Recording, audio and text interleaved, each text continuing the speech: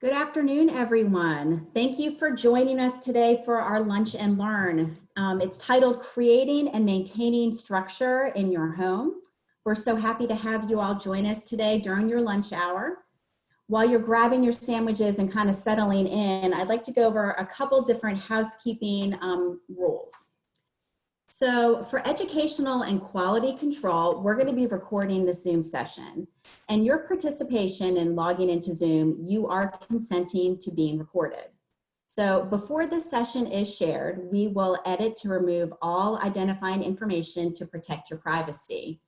At the end of our session, we are going to have a question and answer or a live chat section, and that will be removed from the recording and will only be shared as an anonymous transcript.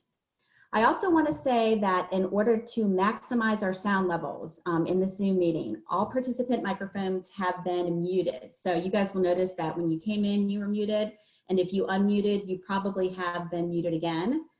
So if you have any questions whatsoever or any comments, go ahead and leave that information in the chat box. And we have Dr. Stacy Carr, who's actually going to be kind of monitoring our chat box.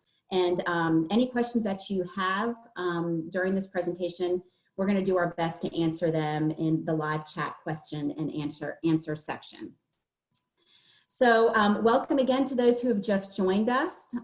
Today's session is creating and maintaining structure at home. I'm Noel Woolard. I'm one of the presenters for this session, and I am joined today by Lauren Vetere. She's the co-presenter on this session. Good afternoon, everyone. So I want to let you guys know that both Lauren and I are technical associate providers with the VCU Autism Center for Excellence. We're also former public school educators, and we are also both parents. And again, we're very excited to have you join us. Okay. So before we start with our session content, we would really like to talk about the difference between structure and routines, because both of these things are very different. So when we think about structure being the order or the framework of our entire day. So within our entire day, that would incorporate things from waking up in the morning to going to bed at night. So that's the entire structure or the organization of our day. So within that structure, we have different routines, and routines are tasks or different collections of behaviors that we group together in order to kind of make our day kind of go better. So different routines that we may see may be our morning routine, our breakfast routine, our lunch routine, our dressing routines, and things like that. So we know that consistent structure and routines can help set expectations for the day, and they're really important for us to consider in depth when we go through this session today. We're also going to spend some time talking about visual schedules and how they can be used to maintain structure and routine in our home. Okay. So this is an example of, on the right-hand side, the daily schedule. And so this kind of encompasses the entire structure of the day. So it's really important for us to have this in place so that we can then build routines within our structure. So again, routines are those tasks that are incorporated through in the structure of our day. So we really like schedules. We love these visual supports to kind of help us build routines in our day. And so I know that there are a variety of parents and service providers on this call that support students with varying levels of abilities. So what we tried to do in this, this quick session is to provide you some differentiated tools and strategies that you can use that you can match and pair to your learner. So on the left-hand side, you're going to see a visual support that can help build a routine that would be maybe targeted for an early learner. So you'll notice on there that the text is quite minimal. The pictures are pretty clear. The sequence is from left to right, which is what an early reader would be utilizing. And you also see some of those ordinal numbers that are attached to that as well. So on the right-hand side, you're going to see a schedule that's a little more complex. This would be something that we might use for more sophisticated learner. So you'll notice that the text is more complex than the vocabulary that it uses. The pictures are more specific in terms of where the placement of the toothbrush is on the teeth and in the mouth. And you'll also notice that you go left to right, and then you go down again, and then you have left to right again. So it's a little bit more complex level of reading. Both of these schedules, if these visual supports, if you're interested to find them, were located on the American Dental Association website. Okay, so why are we talking about structures and routines during the session? They're very important, and they're especially important to students with disabilities. So I kind of went through and tried to count the number of days that we have been staying at home by order of our Virginia governor, and I think we're at about day 69 or 70, okay? So I have to say, for me and my family, we consider this pretty uncertain times, and I pretty much suspect it's about the same for all the folks that are on this call today. So we really crave that structure in order to kind of help us during times that are a little bit more uncomfortable and a little bit unpredictable. So when we have structure and routines within our day, it can help to reduce anxiety. It can help to provide a sense of self-control for us as parents and also for our children. We can use routines to help develop good habits that are lifelong habits that will help us with our quality of life. And then again, we have that predictable pattern of the day. So routines and structure are very important for these reasons. So in the next slide, Lauren's going to share with us 10 tips that she and I have created that we would like you guys to consider as you create and maintain structure in your home. Thanks so much, Noel. Like she was saying, we focused on 10 tips for creating and maintaining structure at the home. And we specifically chose these 10 tips because they can be easily implemented in the home and can be adjusted based on your child's age or ability. So let's go ahead and get started.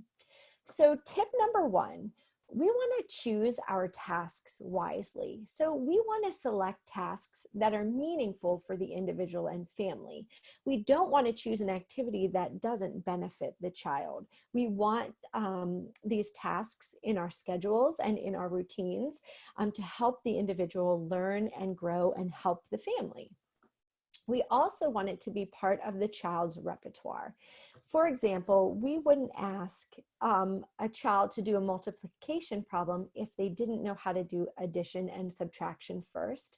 Why? Because it's not in the child's skill repertoire yet. They don't know that skill, and that's okay. So when we're putting tasks into the schedule and routine during our day, we want it to be something the child can do and that they have the skill for. If you see it's too hard or difficult, you may see escape behaviors, you may see some challenging behavior, some aggressive behavior, because it may not be in their repertoire. We also want to allow the child to work towards independence. Right now, all of us are doing about 100 different things at the moment. I was reading an article that said, we're constantly making decisions every second of the day and new ones during this uncertain time. So we always want to allow the child to work towards independence for themselves and for their families. We also want to include components that the student enjoys. So if a student enjoys counting, or that your child enjoys counting, how can we bring that strength and skill into the task that we're choosing? So if they like to count, maybe we can bring that into the kitchen and they'll help with counting how many eggs go into a recipe, or counting what sorts of ingredients we need. Or it could be setting the table, counting how many silverware is going to be used to set for dinner. We could also use it for math homework, or count how many hygiene skills we use. And the more that we use individual preferences, the more we get buy-in and the more they're motivated to complete those tasks.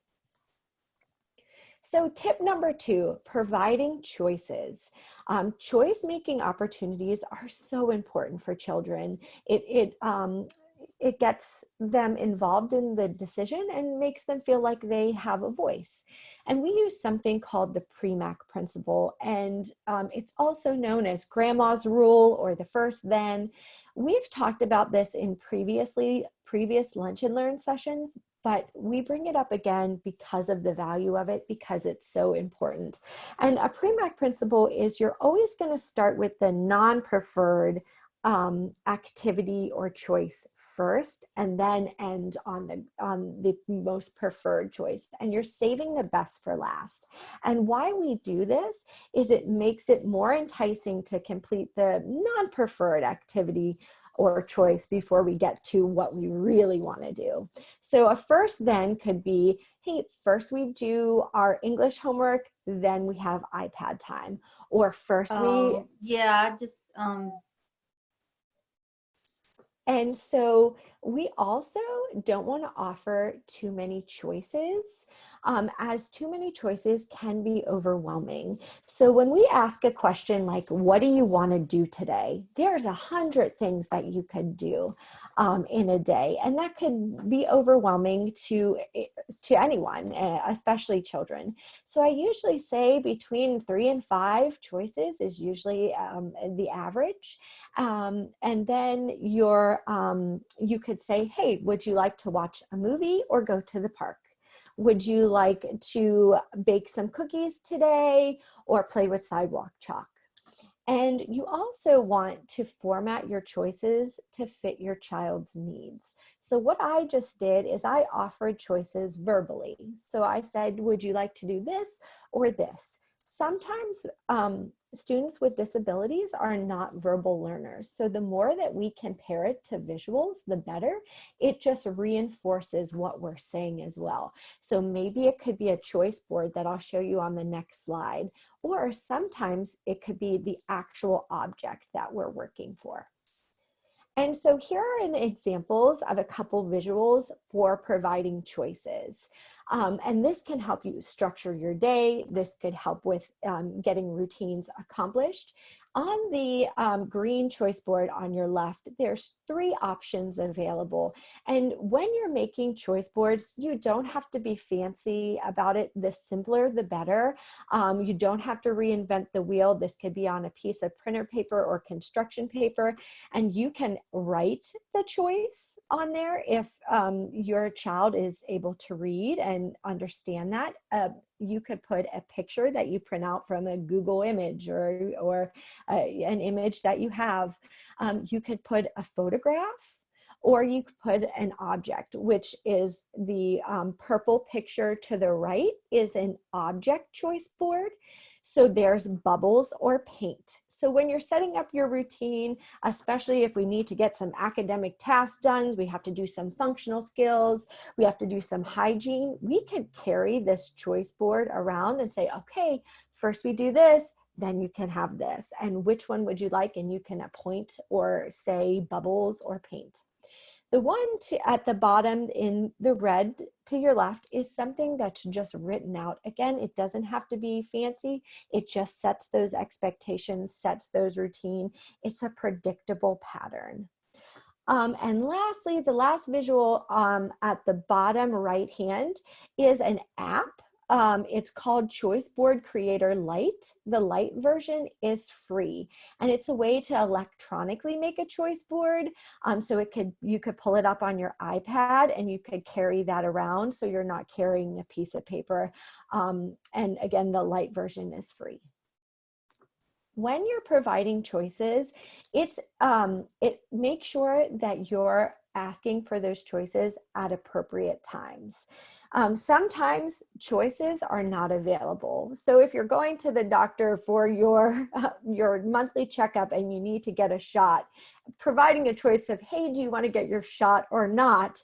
Probably not the most appropriate time to do so, because you need to do that shot. But what you could do is offer choices after that. After our doctor's appointment, would you like popcorn or ice cream? And then you have the choices there, and it is a more appropriate time. And when you're providing choices, all the choices should be available. So when you're saying, would you like popcorn or ice cream, both of those are available, and you're not already at the ice cream shop. You're actually giving your child that choice to be heard. and match those choices to the child's preference. So those choices are something that they really like to do. If they don't like ice cream, it might not and probably should not be on the choice board unless you're teaching them. It's a learning opportunity. So tip number 3, break your day and skills and tasks into manageable pieces. So breaking down skills into smaller steps can reduce anxiety and help with completion. And breaking down skills into smaller steps in behavioral terms is called a task analysis. And it's just showing the steps or having a checklist of how to carry out a task or routine. And we usually pair this with a visual to guide them through it.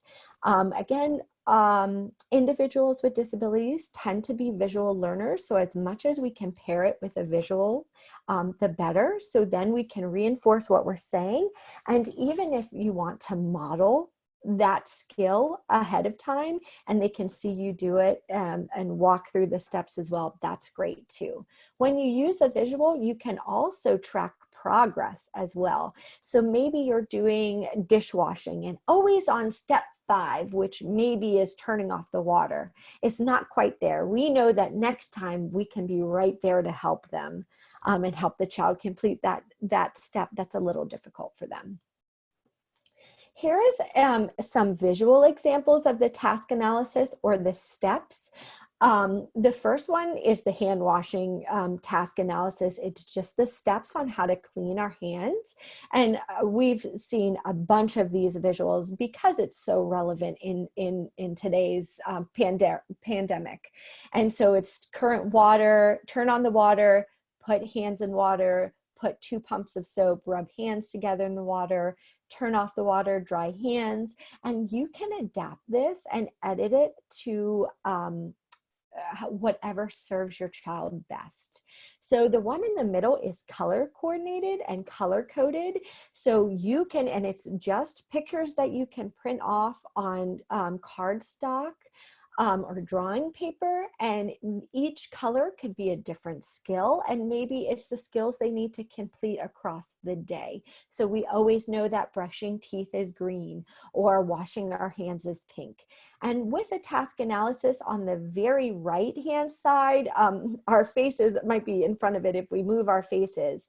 A task analysis is on the washing machine. So you can place these visuals to help carry out a routine right on the actual object. So they can walk through the steps, your child can walk through the steps while being at the washing machine or on the dishwasher, or how to heat up something on the microwave. And while you're doing this, this is promoting independence. Well, those are really good tips, and I'm really excited to share tip number 4, which is all about using technology. So within this tip, I'm going to share some apps that I've used as a teacher, as a classroom coach, and also as a parent. So I want to digress a little bit and just say that I am personally a paper and a pencil kind of list making person. And so I have lists for my week, I have lists for my day, and I even like break my day up into like morning and afternoon, and I have lists for that too. My kids are not paper and pencil list kind of kids at all. And I figured that out when I would write a list of 3 or 4 things that I needed them to do, specifically during this COVID time, and I would hand it to my son, who just turned 13. And it would have things on it like make your bed, bring your dirty dishes down to the kitchen, fold the towels that are in the dryer, things like that. And so after I would finish my day working in my office on my Zoom meetings, I would go and find my son and I would say, hey, Josh, how'd you do with your list? And he would say, what list? What do you mean, Mom? You didn't give me a list. So that was one day. Another day he said to me, I think I lost that list that you gave me. And then another day he said to me, I still have that list, Mom, but I can't read your handwriting. Okay, so I realized that a list, paper and pencil list, was like perfect for me, but it really wasn't perfect for him. And so what we came up with, I went online to the App Store using my iPhone, and I found all these different types of apps. And so now my favorite one is the kids to-do list. This is a free app that you can download. It has different picture cards that you can schedule different activities, different routines. For me, it was chores for my son. It was really user-friendly. What I liked about it is that it had an option for when my son has this app open. He's 13, he knows kind of how to get out of things, but if he was a little younger, perhaps if he didn't want to do the items that are the list of tasks that were on there, he could log out of the app, or he could change the to-do list really easily. Well, in order to change anything on the to-do list or on the schedule that you've created, you have to hold this button down for about 5 seconds. So that's the only way that can be changed. So I really like that because I think it's really nice for younger kids. They can't really exit out of that app as easily unless they kind of know the trick for it. The Visual Schedules Lite is another free app. It's a great way to try out the Visual Schedules app. There's another app by the same makers that costs, I think it's like $5.99 or $3.99, and it gives you many more choices of different ways to create visuals, but I love that one. And then the Time Timer app is probably my favorite app that we have available to us. Because you can set, like my son, he loves to compete against himself. So I can set the time timer up and say, you have 15 minutes to basically take a shower and brush your teeth and get dressed. He's going to try to beat his time. He's going to try to beat the time timer and complete before it's done. And so that's also another free app that I really, really like. So use technology. A lot of our kids at home really are attuned to technology, and they like it and they're motivated to use it. And so we'd like to use what motivates them to complete their activities throughout their day. Okay, so tip number 5. Okay, so tip number 5 is use concise language. So many of our learners with disabilities struggle to really understand the language that we use. And so because of this, we really want to make sure that we select the words that we're using really carefully. So we want to make sure that we use the words that are necessary in order to kind of get our point across, or to provide direction, or to provide teaching or support as we help to develop and maintain our structure, the structure of our day, as well as the routines throughout our day. So try to avoid any unnecessary words. We have a video, but it's not really working very well. So you guys will notice on the right-hand side, we have a picture of a Peanuts cartoon. And there is the teacher within this Peanuts cartoon who provides a lot of information, a lot of verbal kind of information to the characters in this cartoon. But when she speaks, she comes across and says like, wah, wah, wah, wah, wah. So kind of like all of the stuff that she's saying is all clumped together and it's not meaningful. And in this video, if you found it on YouTube, the character, the little girl, she actually falls asleep. Okay, so we want to make sure that we use language that's not going to overwhelm our students, our kids, and we're going to make sure we use what we need, not more than what we need. Now, if you have a more sophisticated or advanced learner and you're working on extending or enhancing vocabulary, you can certainly do that. And what you might do is use your concise language and then pair a new vocabulary word with that language as well. So that's one way that you might be able to differentiate for a different type of learner. Okay, so tip number 6. Okay, and Lauren, do you want to unshare and then I can go back and share? Okay. Actually, well, hold on a sec.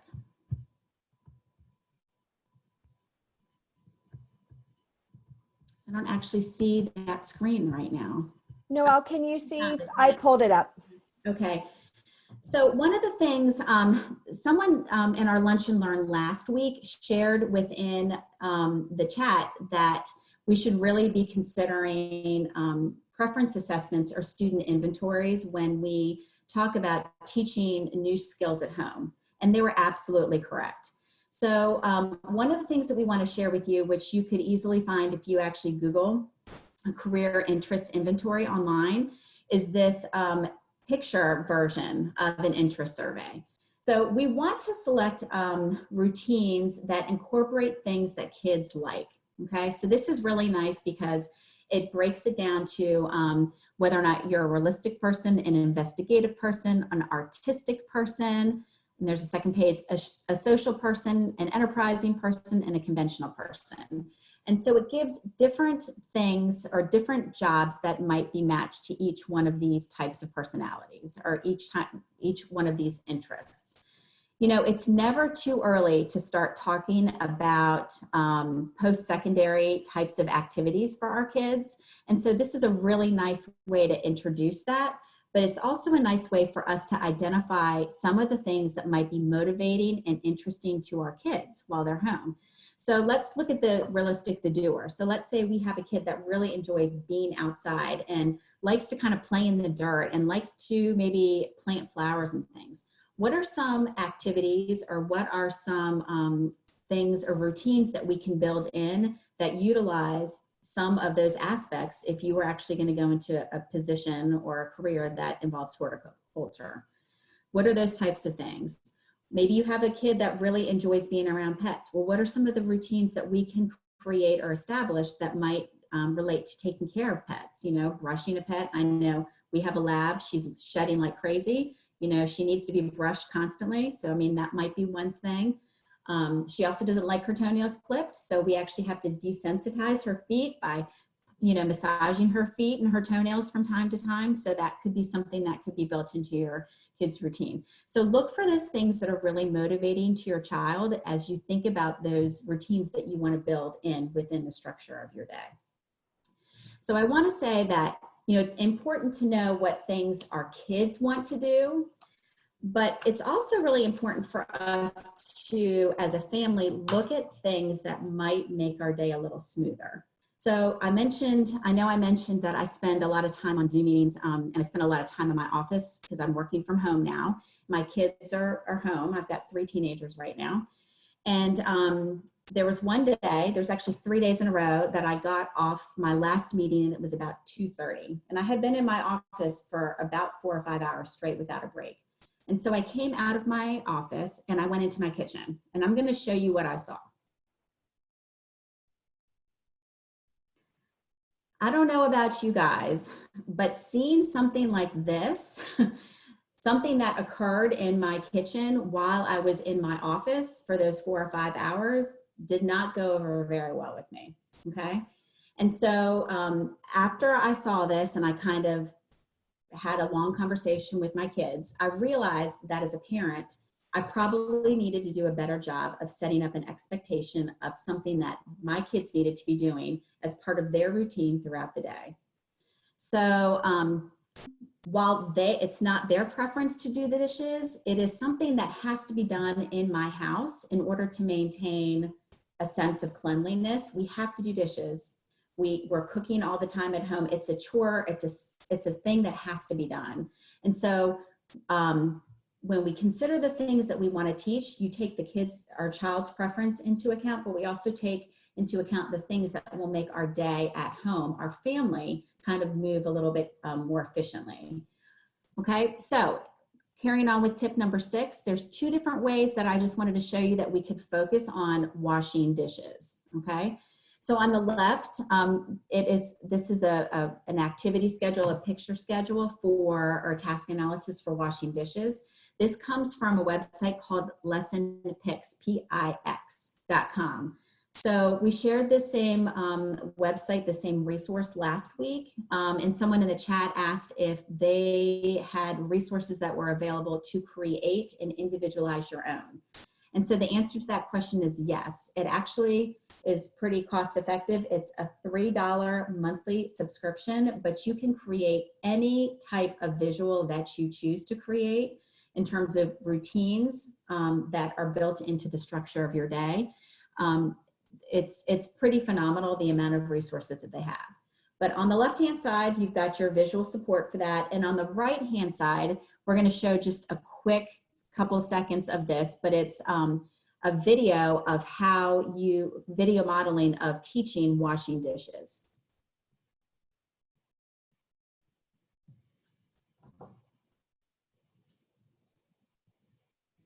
And I have to say, in my family, the way we tackled this while Lauren's trying to get this video up is that one of my kids unloads the dishwasher and that's their job. One of my kids goes ahead and puts the stuff in the dishwasher, like the silverware, the plates and the cups that fit in there. And then one of my kids now is responsible for washing the big pots and pans and the baking dishes.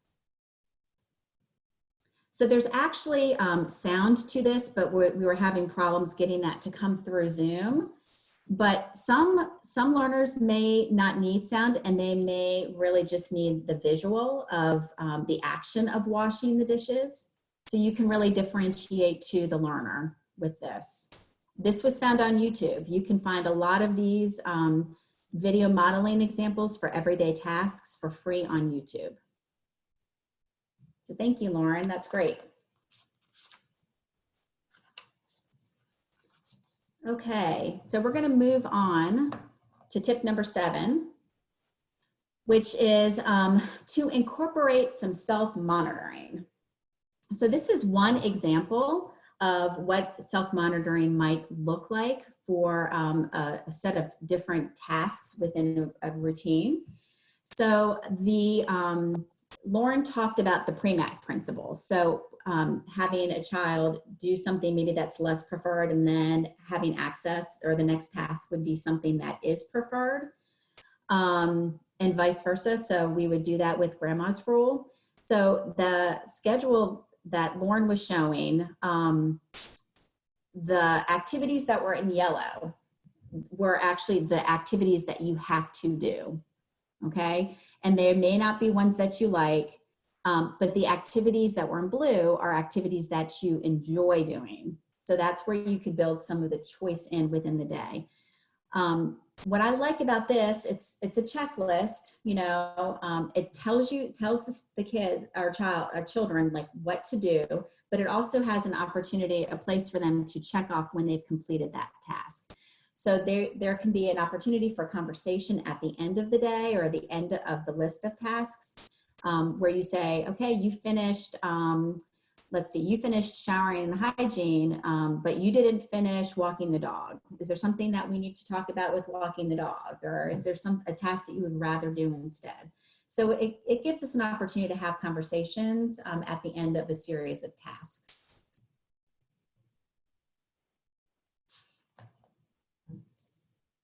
Thank you, Noel. Those are excellent resources. I love them. All the apps and the YouTube videos are just great. And that brings us to our tip number 8 is encourage and reward. So some of the best memories are when you're having fun and they're hidden learning and hidden lessons. And we want to do that as much as we can. It's called embedding instruction. So enjoy. Right now, it's a tough time. And we're thinking about doing so much right now. We're working from home. We're taking care of the kids. We're teaching them skills and supporting already established routines. Have fun. Have fun when teaching or carrying out your day to day. You know, it goes without saying, but sometimes it's always good as a reminder. Enjoy and have fun. Try and be that positive coach. Be that cheerleader for your kids. And you want to reward them at the end of the task. It could be at the end of the day. It could be after each activity. And again, that is all dependent on your child, but reward and celebrate it. And celebrations can look different for different people. It doesn't have to be this huge undertaking.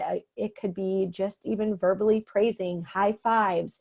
We want to pair our reward and match it with the routine that we're doing. So if it's a small task, it earns a small reward. If it's something that's really challenging and really difficult, we match it with a bigger reward. And that's just called matching law. We just match the reward to the task.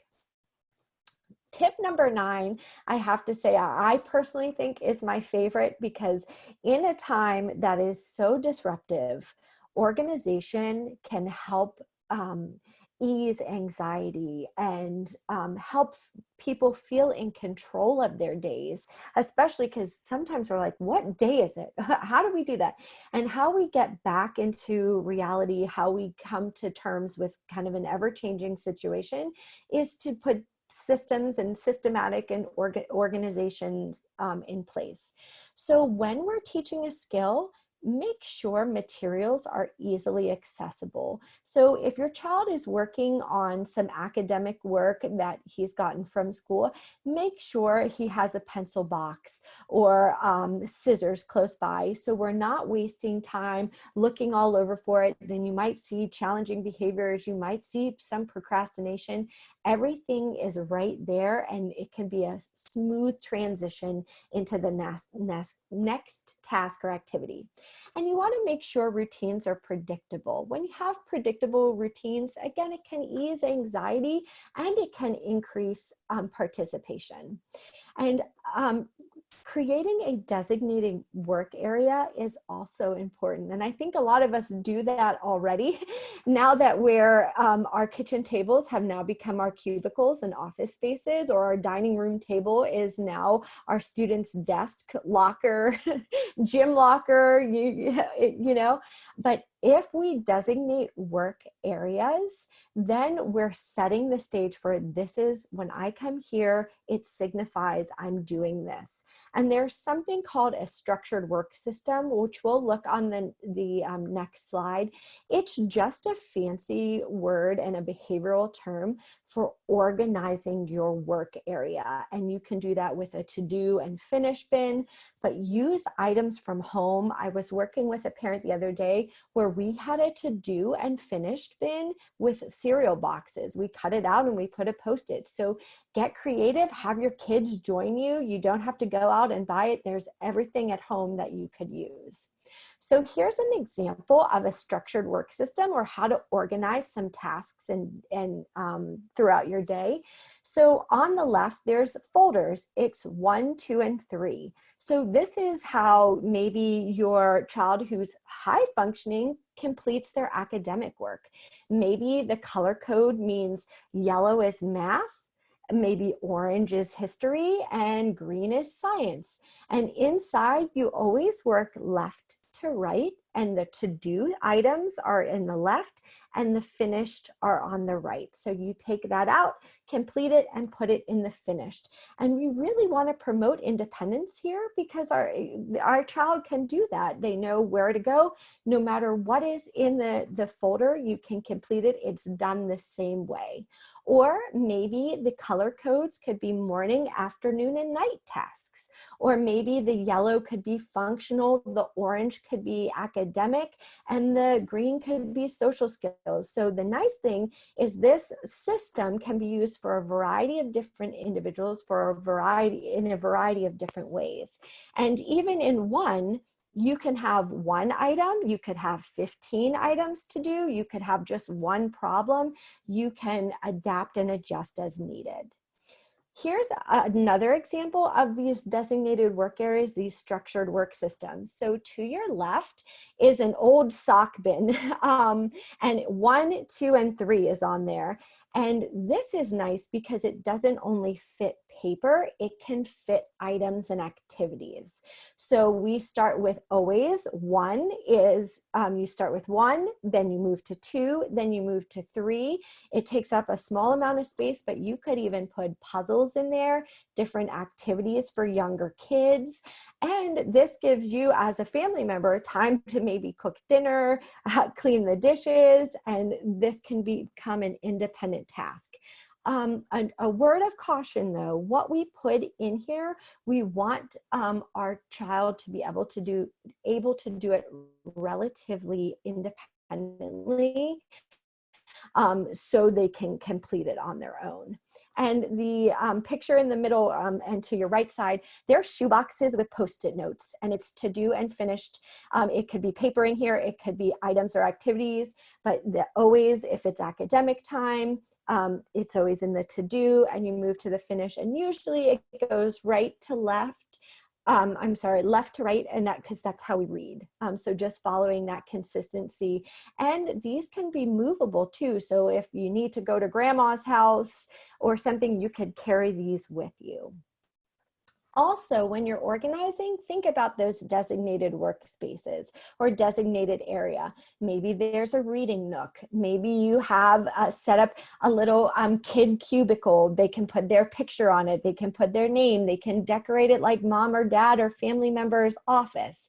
And then this again is just visually signifying that I'm doing specific activities like work tasks here. Here is an app too. This one is free. Again, if you wanted to add more to the library, I think there's costs associated with it, but it's called Social Story Creator and Library app.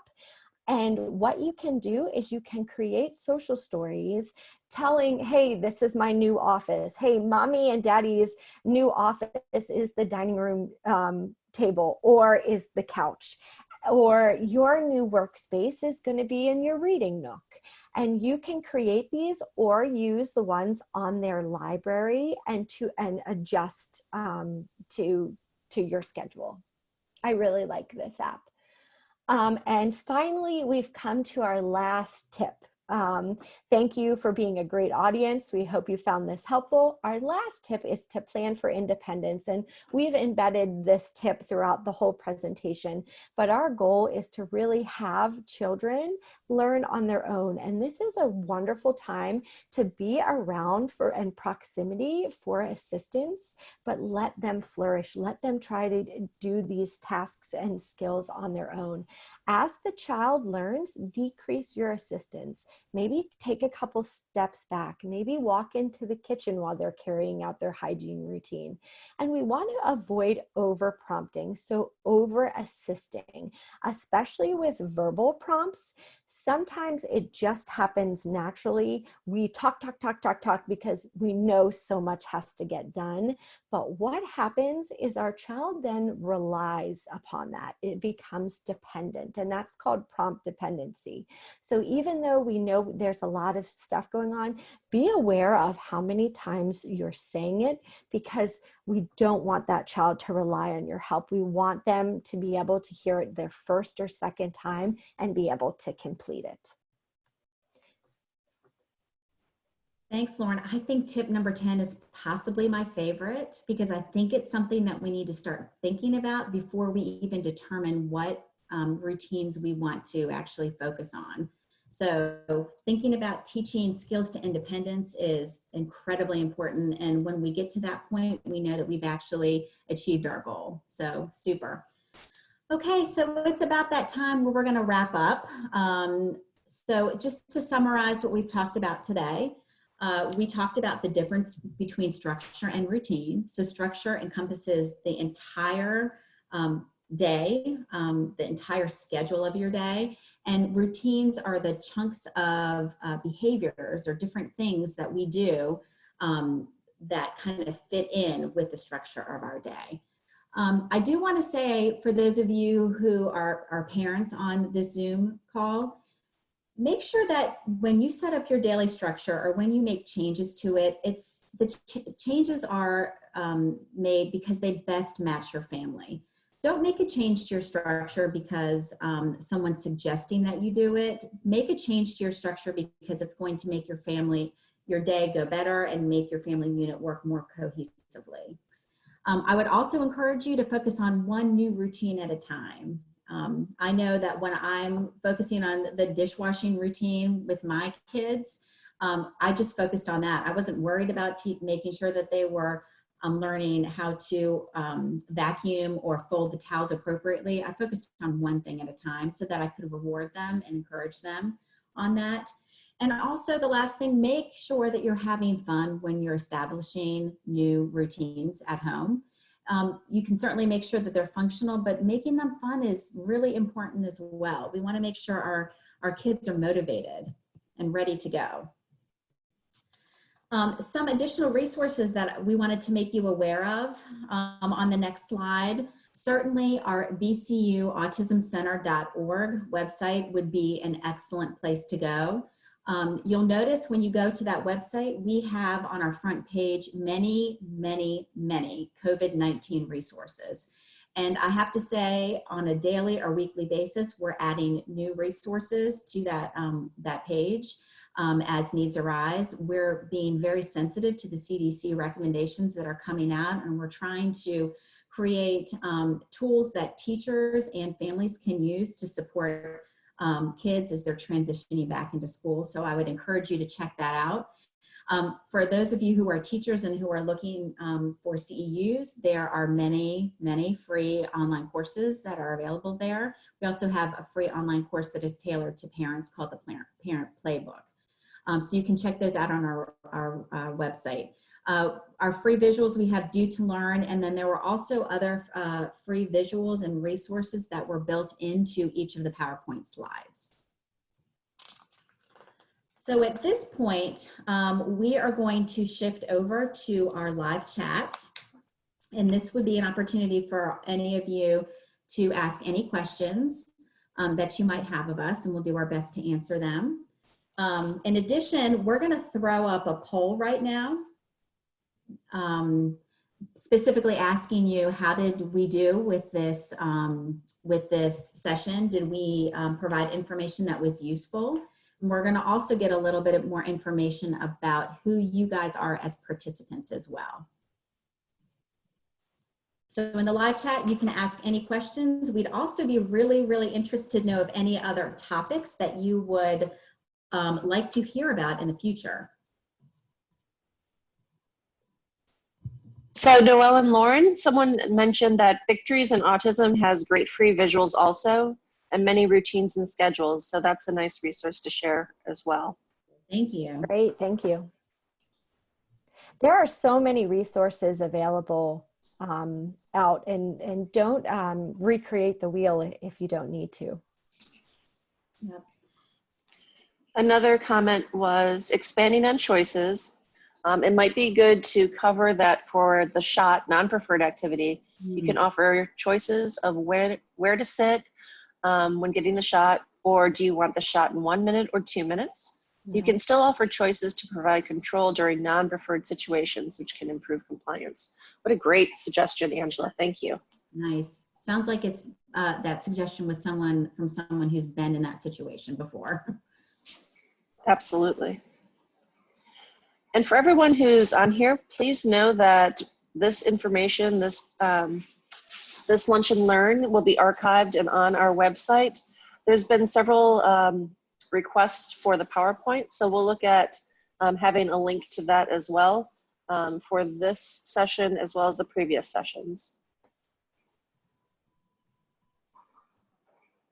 Here's a question.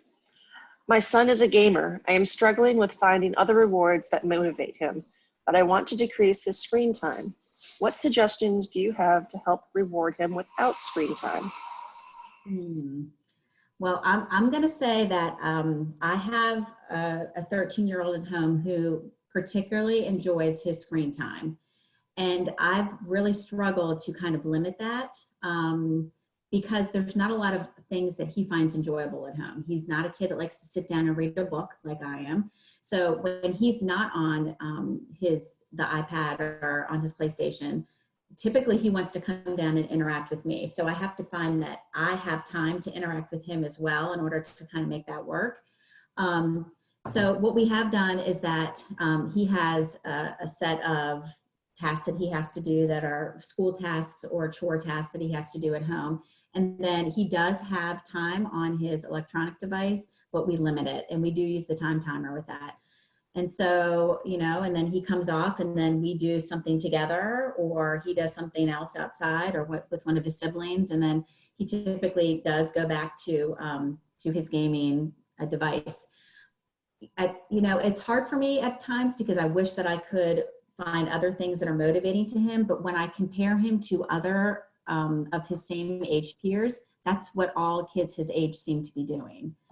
And there's not many leisure kinds of activities that are really available to us when we're just kind of sitting at home that don't involve sitting in front of the TV, sitting in front of the computer playing a game and things like that, unless they're things that I'm kind of doing with him and he enjoys cooking, so we've done more of that. So look for things that kind of motivate him, that you can do with him. So I don't know, Lauren, do you have any other suggestions? That's a rough one for me. Yeah, and you know, with technology, there's not much that beats it, but I would just think it would be maybe setting expectations or visuals. You can game for this a certain amount of time, you know, so maybe it's however an hour in the morning, an hour at night, and it's just in your schedule. And then finding, and maybe it's fun to find new things that are exciting, and maybe it's a conversation of what other things we like to do or trying different things. And it's really being a Sherlock Holmes, kind of investigating. But I would just, maybe it would be setting the expectation. Mhm. Victoria has a great suggestion in the chat. She said perhaps her son, it's kind of gone now, but she said her son really likes Fortnite and Minecraft. So she was able to find other books that had the topic of Minecraft and Fortnite and Lego activities that still had that same theme, but they kind of took the attention away from the screen time. So one of the things that I do with my 14-year-old son, who loves being on YouTube, he finds things on YouTube, and we're trying to let him share one video with us that he really likes a day. And what he's been finding are things about the weather, about different camping things that he's interested in. He was very interested in the tofurkey, which he found on YouTube yesterday. But kind of expanding into different things that other than just games would be nice. And maybe it could be even something where instead of just playing, maybe you could record someone or something, or help, you know, have a discussion about it, or, you know, talk to a friend. So you're incorporating social skills or video modeling or how to access and use technology. So it's still based around the video game or the technology, but doing different activities with it. That's a great suggestion, Lauren. Julie said, for the mom asking about video games, ask the child to list 5 activities that he likes, and only one can be video games. Then he has these items he can choose from. And again, Victoria's suggestion was awesome as well.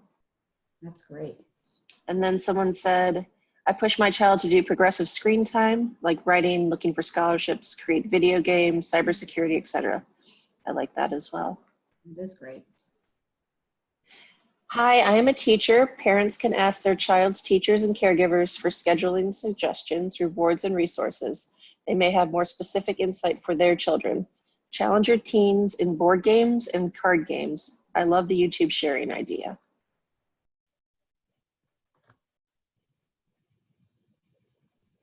That is great.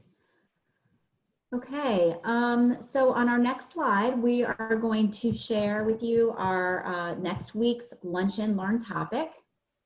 And you're going to have the fabulous Teresa Koger and Josh Taylor as your presenters. So the topic is promoting self-determination through goal setting at home. And the registration link is at the bottom of this slide. So we certainly hope that we see all of you guys and your friends on that session on May 28th. It starts at noon.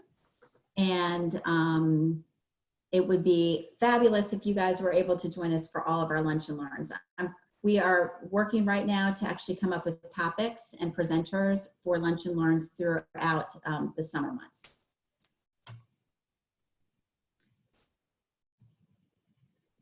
So thank you guys so much for your time. We are going to go ahead and log off now. If you have any questions whatsoever, you can email us at the next slide. Hang on 1 second. I am typing the registration link into the chat box so people can access it. Perfect. Thank you for everyone's collaboration. It is always great discussion and conversation after the presentation piece. So thank you for being here, and we hope to see you soon. Have a nice weekend. Have a nice holiday weekend, everybody. Bye-bye.